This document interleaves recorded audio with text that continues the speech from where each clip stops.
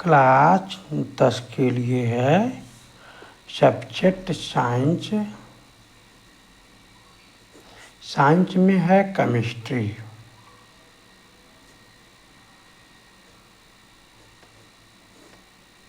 इसके बाद topic number है, नाम है एसिड,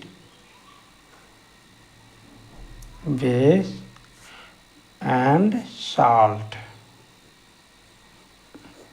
ये video lecture number part number 02 मतलब दूसरा वीडियो है। पहला वीडियो आप ध्यान से देख लें तभी आप यहाँ आएँ। सबसे पहला बात आप लोग समझेंगे कि पिछले वीडियो में हम लोग समझे थे कि एसिड क्या होता है और बेस क्या होता है। पिछला वीडियो में हम लोग समझे थे एसिड वो चीज़ होता है जो एक्वाबिलियन में सॉल्यूशन में जो हमें H+ आयन देता है तो हम इसे बोलते हैं एसिड। इसका सिंपल मतलब ये हुआ कि अगर हमको एक्वस सॉल्यूशन में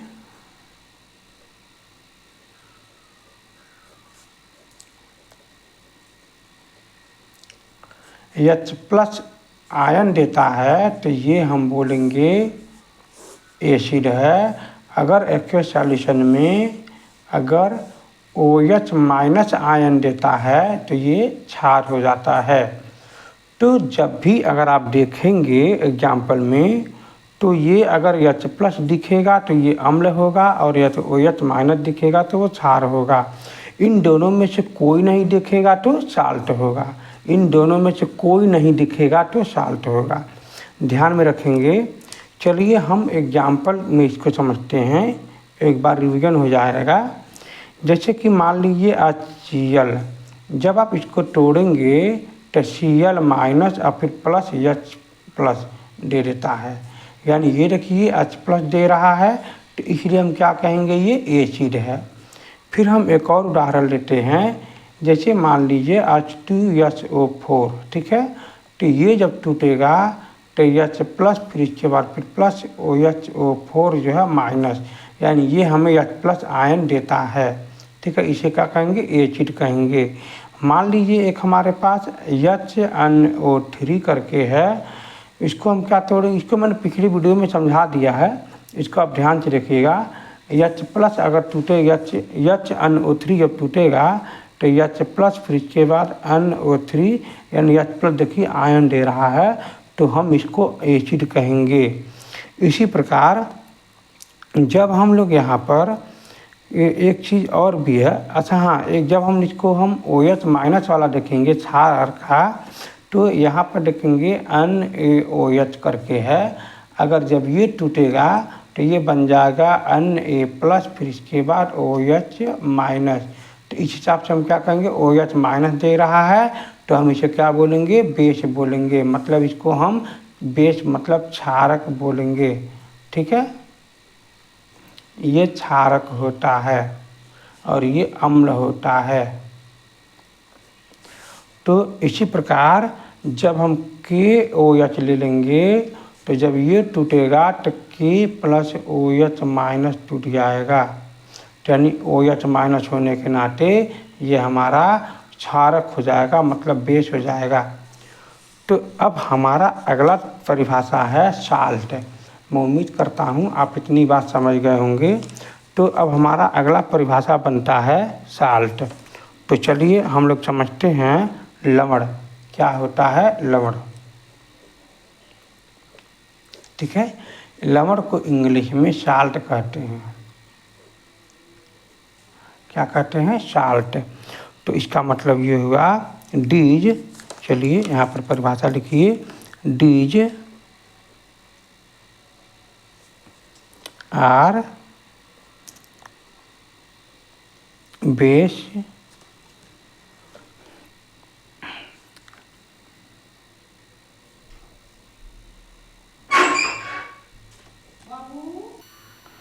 तो यहाँ समझेंगे।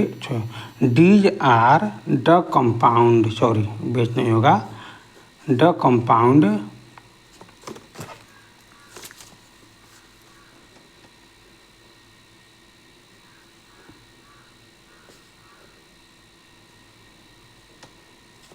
फॉर्मेड मतलब हम ऐसी कंपाउंड बनाएंगे फॉर्मेड फ्रॉम रिएक्टेंट मतलब रिएक्शन किसके किसके साथ ऑफ एसिड एंड बेस। मतलब ये हुआ कि जब हम एसिड और बेस को मिला करके अभिक्रिया कराते हैं तो हमें कंपाउंड जो बनता है उसे हम साल्ट कहते हैं। ठीक है, तो उदाहरण के तौर पे ऐसे समझिए कि एक चीज़ मैं आपको बताना चाहता हूँ। जैसे मान लीजिए एक हमारे पास एसिड है, तो एसिड मतलब क्या, जो मान लीजिए HCl में ले लीजिए, क्या करना है HCl। ठीक है, तो HCl ये एसिड है। क्यों एसिड है? क्योंकि यहाँ पर जब आप इसे तोड़ेंगे तो Cl minus plus H plus ion ये हमको दे देगा। ये हमारा क्या हो गया, ये एसिड हो गया। ठीक है, अब क्या कर रहा है, एक बेस ले लीजिए, तो एक बेस मान लीजिए आप ले लीजिए यहाँ पर अन्य Cl अन्य OH ले लीजिए, सॉरी अन्य OH ले लेंगे तो आप देखेंगे यहाँ पर कि Na प्लस फिर प्लस OH माइनस दे देगा। तो किस में होगा, ये बेस में होगा, हाँ या ना। तो देखिए यहाँ पर ये बेस इसलिए है क्योंकि OH माइनस हमको दे दिया। तो अब आप जब देखेंगे तो जब आप इसको मिला देंगे आपस में, मतलब क्या कर देंगे, इनकी अभिक्रिया जब आपस में कर देंगे तो आपका बनेगा क्या, ये मिल करके आपका बन जाएगा जल H2O। देखिए हाइड्रोजन 2 बार हो गया और एक ऑक्सीजन हो गया। लेकिन साथ में देखेंगे अन्य एक यहाँ पर प्लस है और फिर यहाँ पर Cl माइनस है, तो ये बन जाएगा अन्य Cl HCl। इसका मतलब यहाँ पर हमने क्या क्या मिलाया है, मैंने मिलाया है HCl फिर प्लस NaOH हमने मिलाया है। इसका मतलब ये हुआ, आप देखेंगे एक तरफ से हमने अम्ल लिया है, क्या लिया है, अम्ल, और एक तरफ हमने क्षारक लिया है, क्या लिया है, क्षारक। तो आप देखेंगे ये जो बना है ये लवण बना है और फिर प्लस ये मेरा जल बना है, क्या बना है, जल। ये चीज़ आपको याद रखना पड़ेगा। मतलब जब भी हम एसिड के साथ क्षार का अभिक्रिया करते हैं तो हमको साल्ट मिलता है और साथ में वाटर भी मिलता है। तो यानी जो मैंने आपको पहले बता रखा है कि एसिड में हमारा H प्लस होता है और बेस में OH माइनस होता है, तो यही दोनों मिल करके जल बन जाते हैं और जो शेष बच जाते हैं उसको साल्ट बन जाते हैं। तो इसीलिए कहा गया है कि ऐसी अभिक्रिया, ऐसी कंपाउंड जो बनता है रिएक्शन के एसिड और साल्ट से, तो इसीलिए हमारा ये आपको बातें समझ में आ चुका होगा। मैं उम्मीद करता हूँ अब आपके बात समझ में आ गई होगी। चलिए मैं इसको हिंदी में थोड़ी सी बातें बता दूँ कि अम्ल जो लवण अम्ल और वह क्षारक से परस्पर अभिक्रिया करके बनते हैं। तो मैं यहाँ पर लिख सकते हैं, यहाँ पर जो लिखा हुआ है बातें यहाँ पर कि लवण जो होता है कैसे बनता है, अम्ल और क्षार के परस्पर अभिक्रिया करके लवण बनते हैं। तो आप इसी बात को यहाँ पर लिख सकते हैं परिभाषा के रूप में। तो यहाँ पर हम लिख रहे हैं कि लवण जो है, लवण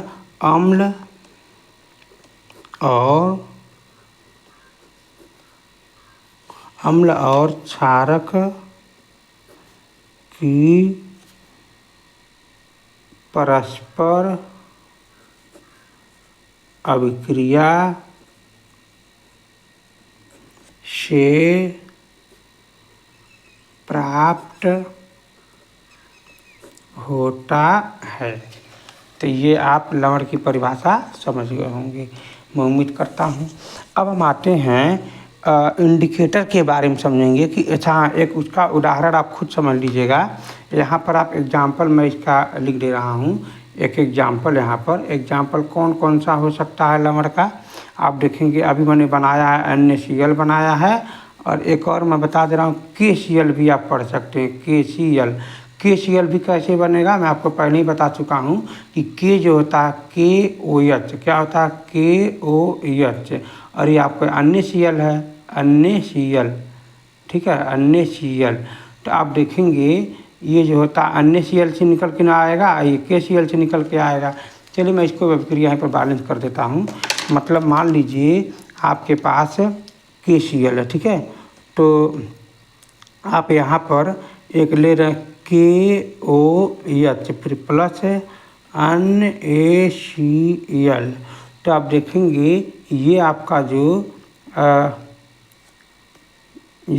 जो KCl है ना, यहाँ पर आप अन्य मत लीजिए, HCl ले लीजिए, ठीक है ना, HCl, सॉरी HCl। तो ये जो HCl ले लेंगे, HCl मतलब ये भी तो हाइड्रोक्लोरिक अम्ल हो गया। तो आप HCl जो ले लेंगे तो यहाँ पर OH और फिर इसके बाद H, OH और इसके बाद H। हमने यहाँ पर पहले अम्ल नहीं लिया था, गड़बड़ हो जाता। यहाँ पर ये क्षारक तो हो गया और ये यहाँ पर अम्ल लेना था। तो यहाँ पर अम्ल लेने के लिए HCl ही तो अम्ल है। तो फिर क्या करेंगे, ये वाला HCl इसके साथ मिल करके जल बन जाएगा H2O, और ये जो बन गया KCl, क्या बन जाएगा KCl, जो हमारा ये पोटेशियम क्लोराइड मौजूद है, इसे हम बोलेंगे लमड़। मैं उम्मीद करता हूँ आप ये बात समझ गए होंगे। तो सॉरी ये थोड़ा मिस्टेक हो गया है, ये ध्यान में नहीं आया, मैंने अम्ल लेना चाहिए था हमको, ठीक है। चलिए तो ये हमने उम्मीद करता हूँ लवण का परिभाषा आप समझ गए होंगे। अब आते हैं इंडिकेटर के बारे में, समझते क्या होता है। चलिए देखिएगा सूचक क्या होता है कि these are the substance which change their colour, मतलब ऐसा पदार्थ जो हमको यहाँ पर क्या कहता है कलर को भी चेंज कर देता है और स्मेल मतलब महक को भी चेंज कर देता है। डिफरेंट टाइप ऑफ सब्सटेंस, मतलब ये हुआ कि सबसे पहले अब आप एक हिंदी में परिभाषा को समझेंगे और लिखेंगे। सूचक क्या होता है, किसी दिए गए विलयन में, यहाँ पर लिखिए किसी दिए गए विलयन में अम्ल या क्षारक की उपस्थिति दर्शाता है। मतलब ये जो सूचक है अम्ल या क्षारक की उपस्थिति को दर्शाता है। किसी दिए गए विलयन में अम्ल या क्षारक की उपस्थिति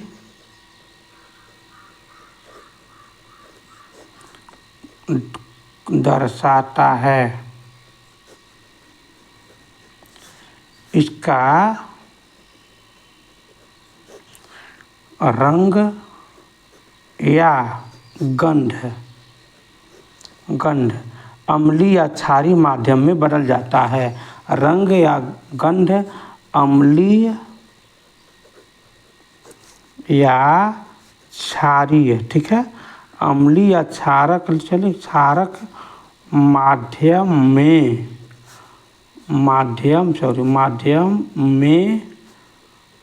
बदल जाता है। मैं उम्मीद करता हूँ आप ये बात समझ गए होंगे। तो यहाँ ये होता है कि ऐसा पदार्थ हम ले लें कि जो हम क्या करें अम्ल में ले जाएं तो इसका जो कलर है बदल जाए या फिर वो गंध इसका बदल जाए, कुछ और तरीके से महकने लगे। तो समझ लीजिएगा कि वो अम्ल या क्षार में चला गया है, या फिर इसको हम पहचान को समझ जाएंगे। तो ये ऐसा कौन कौन सा होता है ये सूचक इंडिकेटर। तो जो होता है कभी कभी कि हम ये मान सकते हैं कि जो टाइप्स ऑफ, चलिए मैं बताने की कोशिश करता हूँ, टाइप्स ऑफ इंडिकेटर, ठीक है, टाइप्स ऑफ इंडिकेटर, ठीक है। सूचक के प्रकार क्या है, सूचक के प्रकार।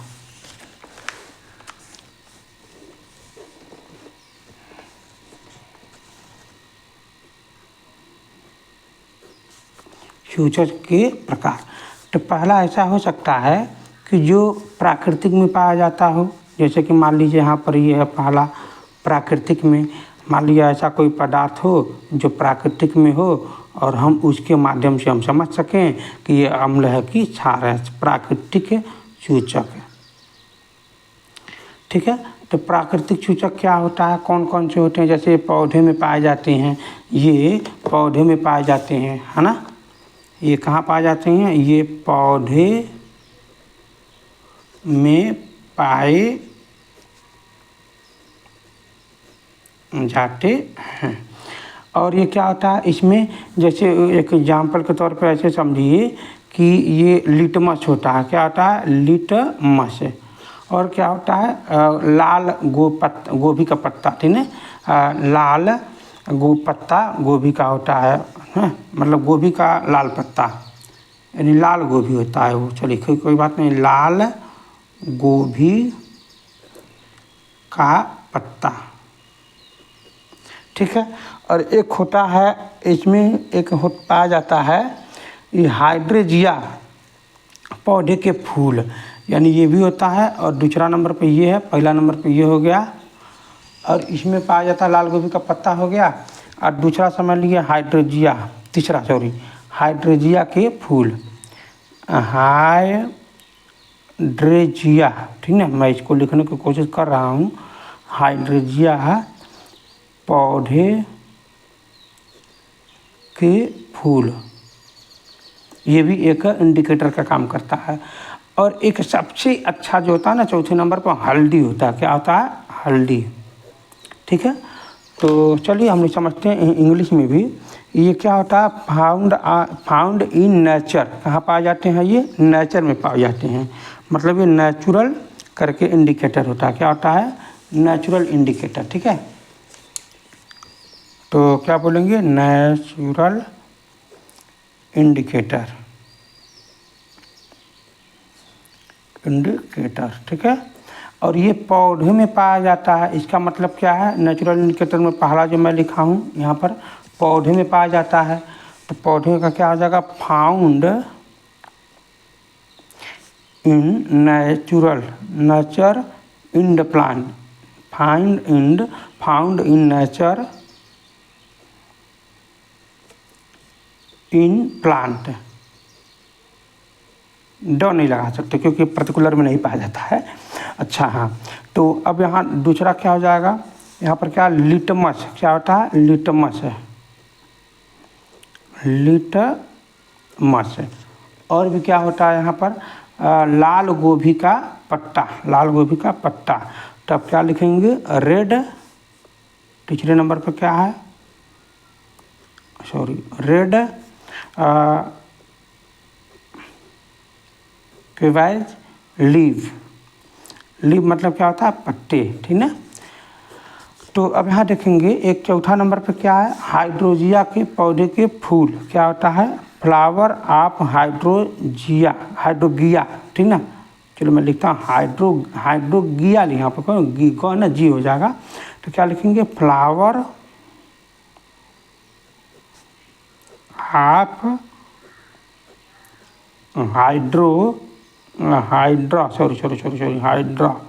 हाइड्रा है ना, ये हाइड्रोगिया, ठीक है। HYDRANGEA,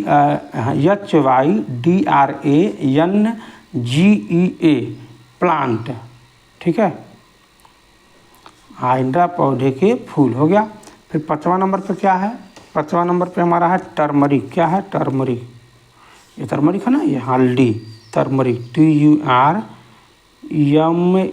turmeric. चलिए हो गया टर्मरिक। स्पेलिंग में अगर आपको कहीं गलती आती है तो सॉरी, मैं ऐसे गलती होना संभावना कम है, लेकिन हो जाती है कभी कभी। तो ठीक है, तो इतनी बातें आप समझ गए। तो यानी ये सूचक जो होते हैं ना, वो जो प्राकृतिक में पाए जाने वाले हैं, ये इतने चीज़ें हैं। अभी हम लोग इसके बारे में समझेंगे कि ये जो हैं बेस में जाएंगे तो इनका क्या कलर बदल जाएगा, और एसिड में जाएंगे तो क्या बदल जाएगा, इसके बारे में हम लोग समझेंगे। लेकिन अभी हम लोग इतना बात समझ गया कि प्राकृतिक में पाए जाने वाले ये सब इंडिकेटर होगा, ठीक है। तो अब हम लोग समझेंगे कि कृत्रिम संश्लेषित सूचक, मतलब कृत्रिम द्वारा बनाया जाने वाला क्या होता है, ठीक है। तो चलिए सब समझते हैं यहाँ पर कि कृत्रिम द्वारा भी पाया जाता है, बनाया जाता है। तो आप क्या लिखेंगे यहाँ पर? ये साइंटिफिक इंडिकेटर, ठीक है ना। तो ये हमारा अगला दूसरा नंबर पर है indicator, scientific indicator, scientific indicator, ठीक है, इंडिकेटर।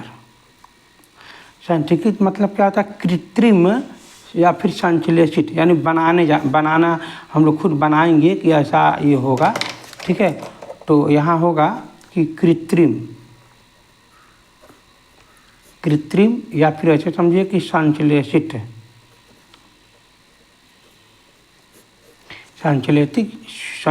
सूचक, ठीक है। तो कृत्रिम संश्लेषित सूचक में क्या होता है, जो हम लोग बनाते हैं ऐसा इंडिकेटर, उसको हम लोग कृत्रिम बोलेंगे या सांकेतिक इंडिकेटर बोलेंगे। तो ये क्या होते हैं, ये रासायनिक पदार्थ होते हैं। क्या होते हैं, रासायनिक पदार्थ है। तो आप यहाँ लिख सकते हैं होता है ये रासायनिक, ये रासायनिक पदार्थ होते हैं, ठीक है, सॉरी, रासायनिक पदार्थ होते हैं, ठीक है, होते हैं। मतलब ये these are chemical substance, these are chemical substance, रासायनिक पदार्थ होते हैं। और इसमें क्या क्या होता है, जैसे वो मेथिल ऑरेंज होता है, क्या होता है, मेथिल ऑरेंज, हाँ, मेथिल ऑरेंज करके होता है। इसका आप लिख सकते हैं एग्जाम्पल में क्या क्या है, मेथिल ऑरेंज लिखते हैं यहाँ पर, ये मेथिल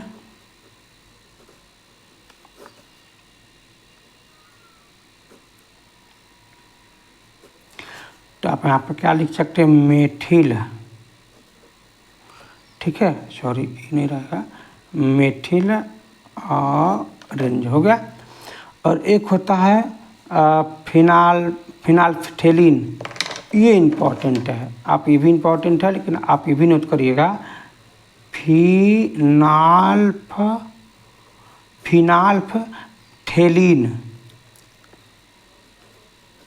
फिनाल्फथेलीन करके होता है, ये भी इंडिकेटर होता है। तो इसका इंग्लिश में क्या लिखेंगे, फिनॉल्फ हो गया ये। इसके बाद थेलिन, THALEIN, फिनॉल्फथेलीन, ये थेलिन हो गया, ठीक है। तो ये आप देखिएगा, इंग्लिश में लिखना अच्छा होता है थोड़ा, और इंग्लिश में थोड़ा कठिन, हिंदी में थोड़ा कठिन हो जाता है। तो मैं उम्मीद करता हूँ ये बात समझ गए होंगे कि जो कृत्रिम तरीके से होता है, मेथिल ऑरेंज होता है और ये फिनाल्फथेलीन होता है। ये हमें ऐसे पदार्थ हैं जो हमें एसिड और बेस को पहचानने में सहायता करते हैं, ठीक है। तो अब हम लोग आते हैं, एक ऐसे होते हैं जो गंधीय सूचक, गंध में मतलब गंध उसका बदल जाता है। तो तीसरा इंडिकेटर हमने समझेंगे गंधीय इंडिकेटर, ठीक है। आते हैं पॉइंट पर। जो तीसरा जो होता है कंसेप्ट में, गंधीय सूचक क्या होता है, मतलब ऑल्फैक्टरी इंडिकेटर, ऑल्फैक्टरी, ठीक है ना, ऑल्फैक्टरी इंडिकेटर।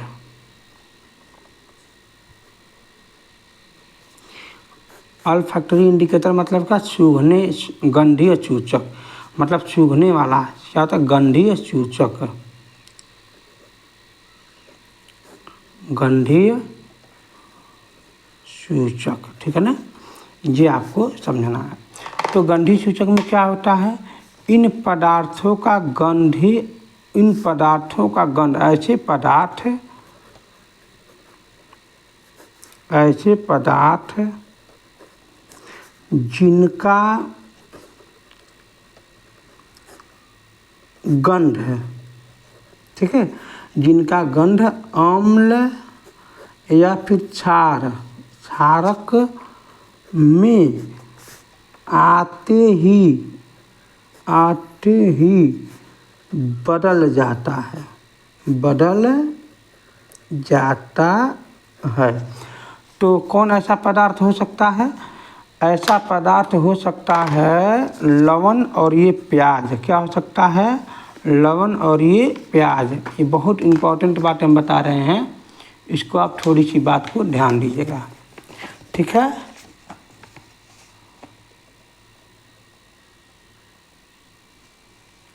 एक होता है वैनिला करके होता है, ये भी होता है, तो आप भरा याद करिएगा। तो चलिए इसको लिखते हैं, लवण और ये प्याज, चलिए लिखते हैं। पर क्या होता है, प्याज एक होता है वैनिला,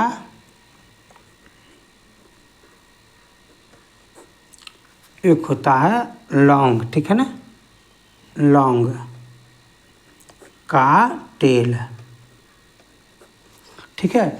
तो इसको हम इंग्लिश में समझेंगे कि these substance have different odour in, मतलब गंध बदल जाता है, ठीक ना, और बोला जाता है इसको ऑडर,